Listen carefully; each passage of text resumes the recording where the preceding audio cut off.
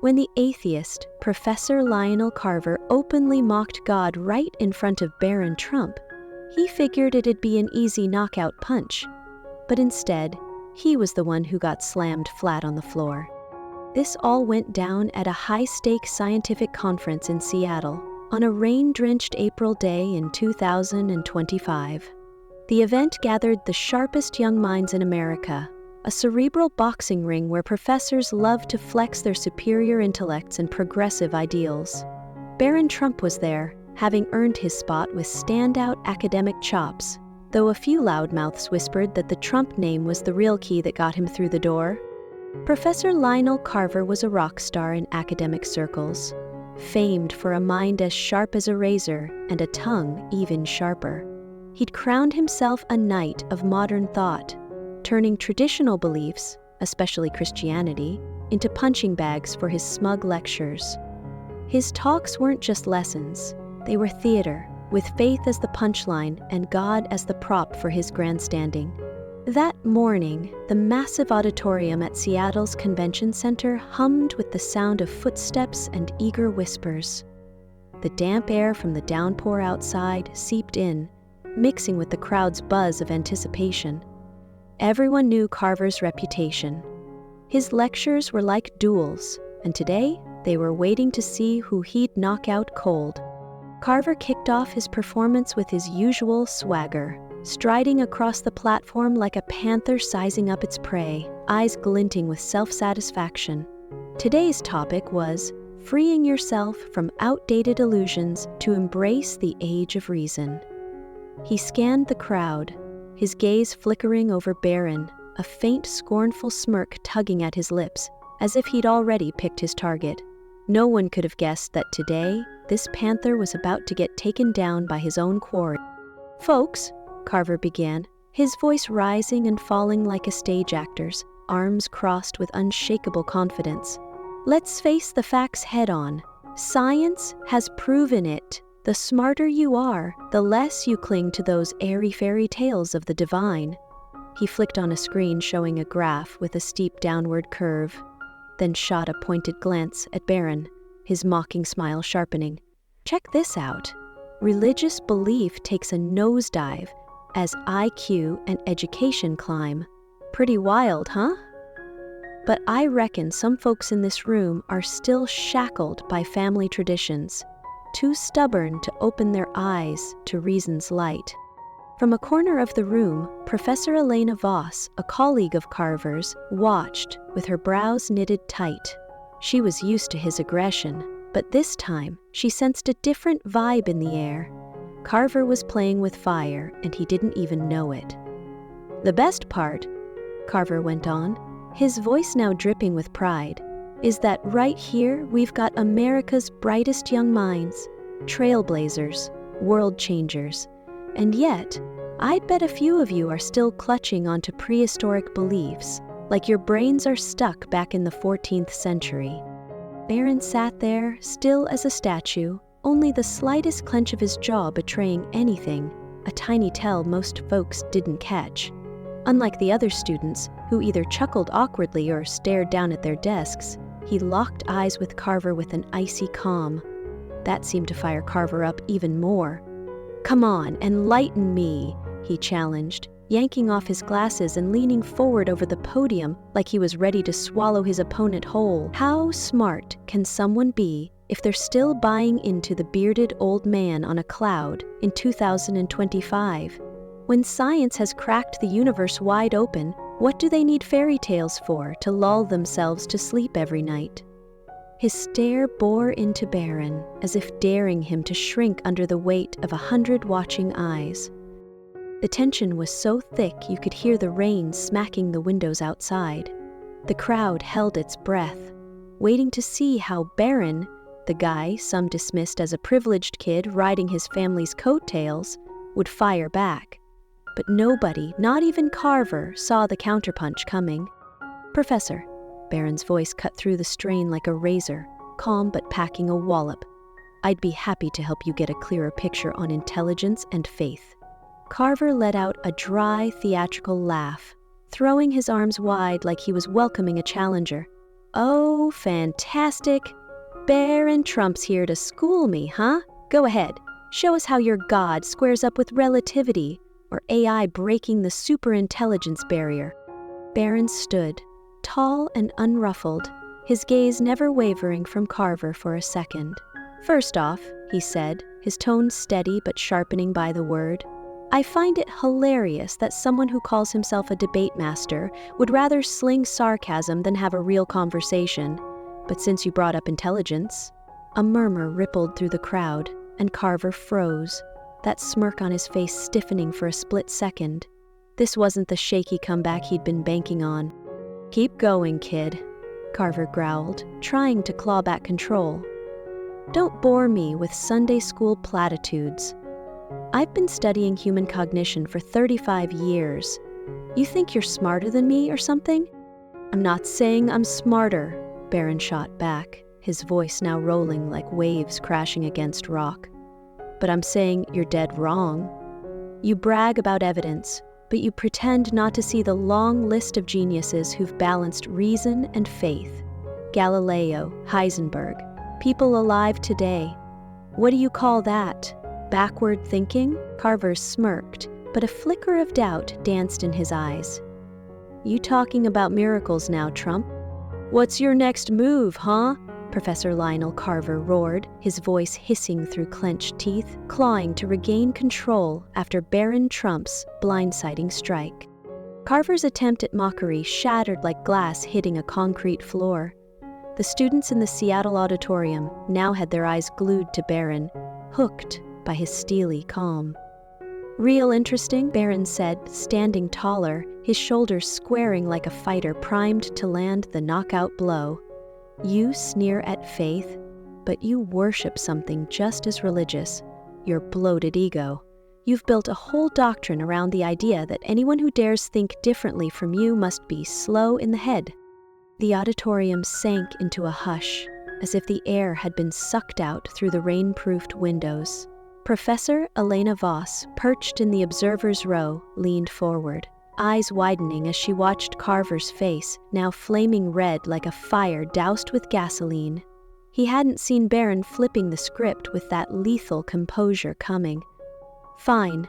Trump, Carver snarled, practically shouting, his hand slamming the podium. You want to play debate? Get down here and show us how that medieval superstition in your head stacks up against real science. Barron stepped forward, his leather shoes clicking firm and steady on the polished wood floor, stage lights casting his shadow long, like a warrior entering a Roman arena. Carver crossed his arms, that smug grin still clinging to his lips, dead certain this'd be a takedown as easy as snapping a twig. But the nervous glances swapped among a few students in the crowd whispered a warning. This professor was in for a world of hurt. You brought up quantum physics earlier, Barron started, his voice ringing clear as a bell in the still space. So let's kick off there. You say faith can't hold up to modern science, but quantum mechanics itself shows reality's weirder than anything our limited human brains can wrap around. Oh, for God's sake. Don't ramble, Carver cut in, flailing his arm like he could swipe Barron's words away. You gonna use fancy physics to justify your God now? I'm not done, Barron replied, polite but hard as steel. You love talking intellect, right? You claim believing in God marks a weak mind, but you ignore stacks of studies tying faith to better resilience, tighter communities, and top-notch mental health. Carver's face twisted. This wasn't the script he'd pictured. Correlation ain't causation, kid, he fired back, his voice cracking slightly. That's my point, but you're warping the facts to prop up your flimsy argument. A ripple of hushed awe spread through the room. Professor Voss quirked a lip, barely believing it as Carver's cocky grin started to crumble. But that's not your real issue, Barron pressed on, his voice now sharp as a blade. You don't hate God or religion. You hate what you think is stupidity. So I'll ask you, what's more honest? Admitting some things are beyond our grasp, or strutting around claiming humanity's got it all figured out? Carver's face purpled, his hands gripping the podium's edge like he might snap it in two. "That's not what you meant," Barron interrupted, his tone ironclad. "You're not just mocking me or my beliefs. You're insulting billions who've found deep meaning and truth in faith, including the great scientists you're so proud to stand on the shoulders of." Carver's confidence cracked like glass under a hammer, his eyes darting wild. The students who'd snickered before now stared at Barron, stunned. "So, Professor," Barron challenged, his voice booming like a death knell, "what shows a staler mind? Believing in a higher power, or thinking a few snarky jabs can stand in for a real debate?" The room held its breath. Carver's mouth opened to reply, but for the first time in his career he found himself utterly speechless. He clutched the podium, knuckles whitening. You're twisting everything," he stammered. "Science wiped out all those divine claims ages ago, didn't it?" Barron tilted his head, his response measured to the millimeter. "Then explain consciousness, Professor. Explain life's origin, or why the universe's constants are fine-tuned perfectly for life to exist. Those are just gaps in our knowledge right now." "Exactly," Carver bellowed. "Gaps in knowledge, not proof of God."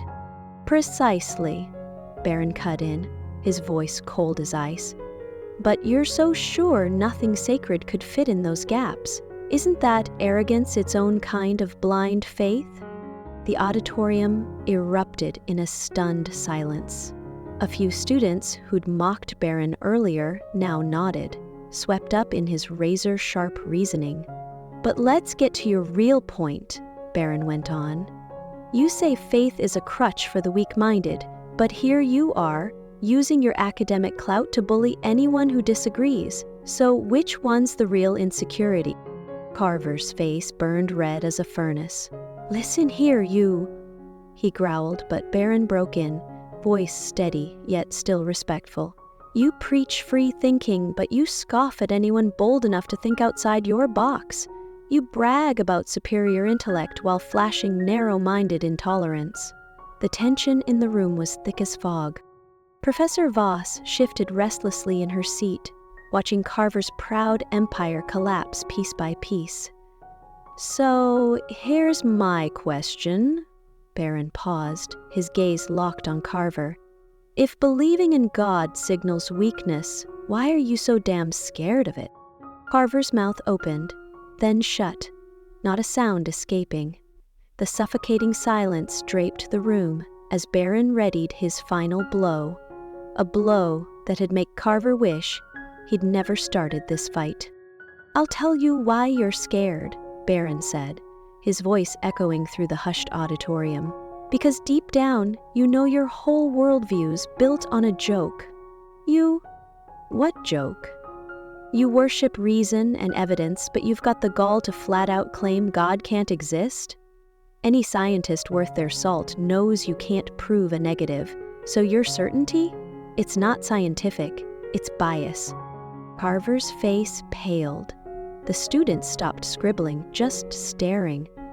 "And more," Barron continued, "you mock folks finding meaning in faith, but you've turned your atheism into its own religion. You preach it with the same fire you bash others for.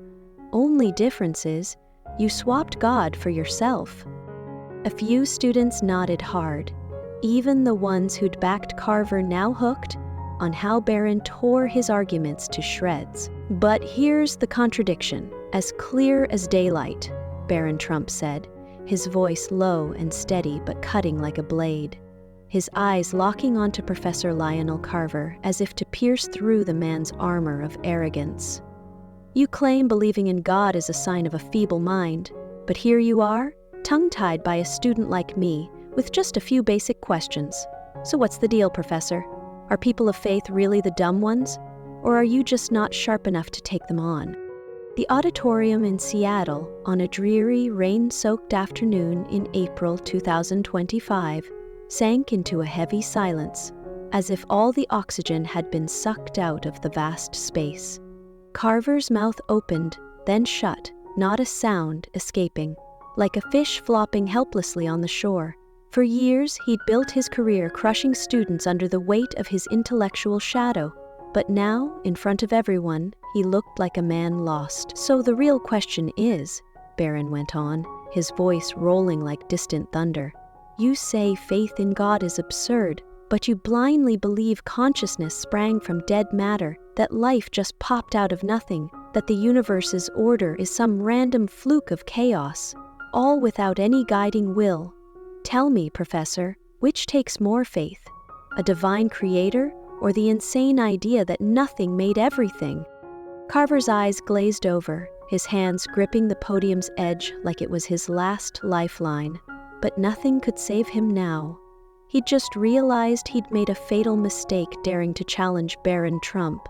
The crowd of students leaned forward, eyes blazing, waiting to see how Carver would counter this intellectual gut punch. That's not," Carver stammered, his voice trembling like a leaf in a cold gust, his hand twitching faintly on the glossy wooden podium. The arrogance that had once been his sharpest weapon now turned to bite him back. "The truth is," Barron pressed on, his tone still calm but carrying an unstoppable force, "you don't hate faith because it's illogical. You hate it because you've already decided it's wrong. Not based on evidence, but on your puffed-up ego. And prejudice, as you love to preach, is what kills a real debate."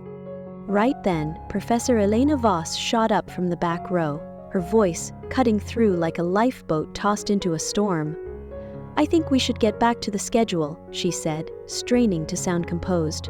"We've got a ton of material to cover today." Barron gave a slight nod, a polite but loaded gesture, like a warrior sheathing his sword after claiming victory. "Thanks for hearing me out, Professor Carver," he said, then strode back to his seat, his steady gait highlighting the rattled mess of the opponent he'd just floored. Carver stood frozen at the podium, his eyes trailing Barron like he was a ghost who'd just shattered his world. The students tracked him too, their gazes a mix of shock and respect, a few whispering among themselves, hardly believing what they'd just seen.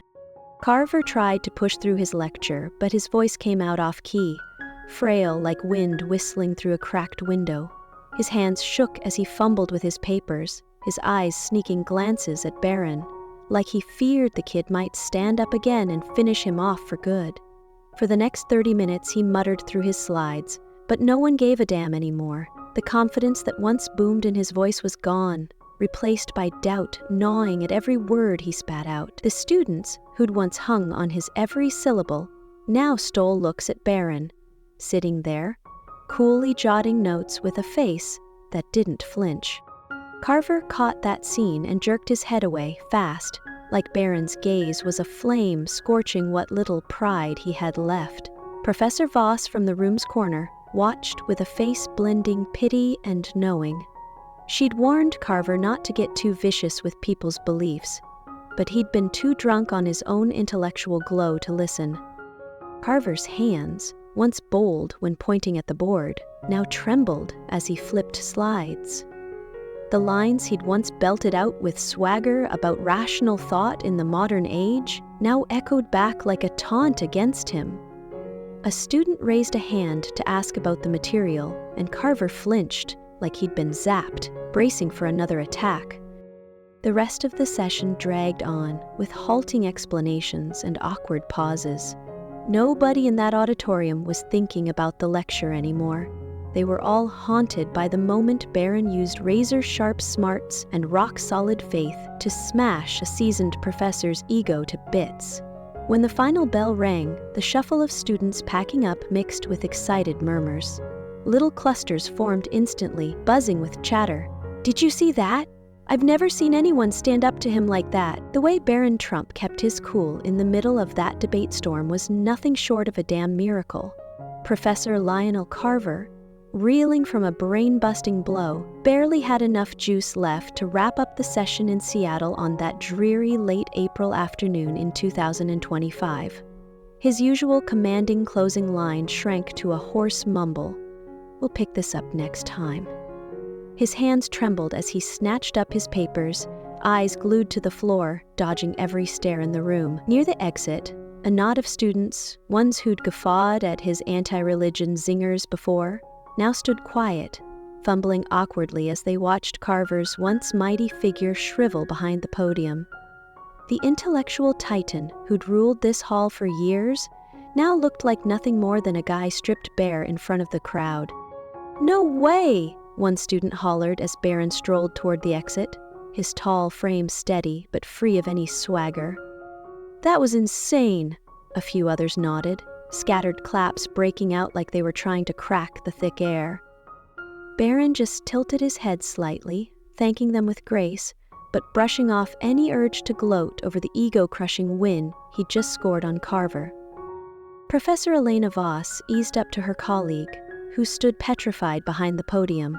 "Lionel," she whispered, her voice soft but firm, "maybe it's time to take a hard look at yourself after this." Carver managed a weak nod, his eyes still nailed to the empty chair where Barron had sat, a void that now seemed to mock everything he'd ever believed about smarts and his own superiority. The question wasn't whether he'd switch up his teaching style anymore. It was whether his high and mighty worldview could even crawl out alive from this knockout punch. As the conference wrapped up that evening, Carver was spotted sitting alone in the now empty auditorium, his gaze blank, staring at the mess of papers in front of him. 30 years of scoffing at faith had dwindled to meaningless scribbles, wiped out by the rock-steady resolve of a young guy. "Sorry to barge in, Professor." Barron's voice came gentle from the doorway, popping by before heading out. Carver looked up, the blazing arrogance once in him now swapped for something fresh. Respect. "You know, Trump," he said, voice raspy with emotion, "in all my decades at the front of a classroom, nobody's ever made me question my smug headspace like you did today." Barron cracked a smile, warm but edged with steel. "Sometimes the folks hell-bent on tearing faith down end up proving just how tough it is," he replied, calm but heavy with meaning. Carver nodded slow, a flicker of wonder in his eyes. "Maybe you're onto something," he murmured. "The real stubborn ones aren't the people who believe in God. It's guys like me, laughing them off without looking deeper." That day carved itself into academic legend, not just because Barron Trump defended his faith with rare as eloquence, but as a living testament that when arrogance squares off with truth, truth's the one left standing. The video from that auditorium shot across universities all over the U.S. like wildfire, a blazing reminder that faith and intellect aren't foes. They're wings on the same bird, soaring toward the hunt for what's real. If this story has touched your heart, we'd love for you to share its message by liking and sharing it with your friends, helping us reach our first milestone of 1,000 subscribers, which means the world to us and allows us to create more meaningful stories for you. Don't forget to share your thoughts about the story and let us know which city you're watching from. Thank you for your support, and we'll see you in our next story.